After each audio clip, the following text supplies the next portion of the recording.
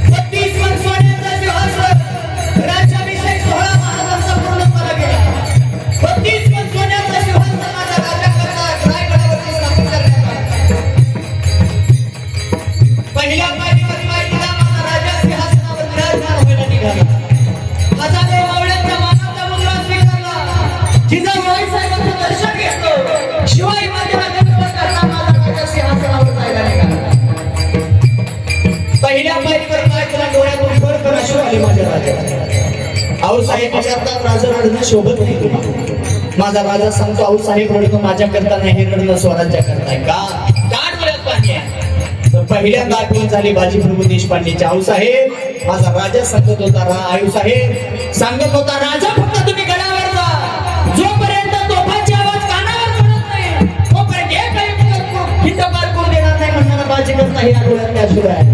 दुसऱ्या पायरीवर पाय दिला आठवडा प्रतापराव गुजर, तिसऱ्या पायरीवर पाय दिला आठवडा तानाजीराव सांगत होता, राजा आधी नवीन कोंडाण्याचं आणि मग माझ्या रायबाचं म्हणणारा माझा तानाजी आठवला. बघता बघता राजा सिंहासनावर विराजमान झाला. अवघे 4 मावळे पळत आले, राजाला सांगतात, राजो नजराना आणला नजराना. काय होता नजराना? एक बुरखा घातलेली सुभेदाराची सून माझ्या राजाच्या समोर उभा केली. थर थर कापत होती सून. माझा राजा सांगतो, तुला भीती नाही वाटत? भीती नाही का वाटत का? सुभेदाराची सून सांगते, मला माहित आहे छत्रपती शिवाजी राजाचं शासन आहे, इथं स्त्रीच्या आबरूशी नाही, इथं स्त्रीचा सन्मान केला जातो, इथं स्त्रीच्या आबरूशी खेळला जात नाही. स्वराज्याचा राजा, त्या स्वराज्याच्या राजाला सुभेदाराची सून सांगते, बसलेले सोनाची उभा राहणं ऐऱ्या गैऱ्याचं काम नाही. माझा राजा होता तसा होता, कुणाचा जरा कान उघडे ठेवलाय का?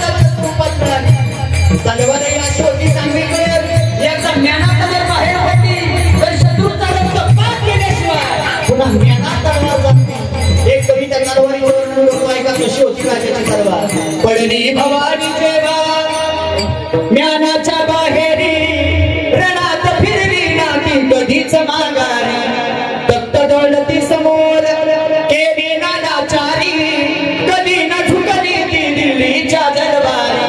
तमाम बादशाहीचा राज तिने ठरला, मराठा मोळ्याचा वेश तिने पालरला.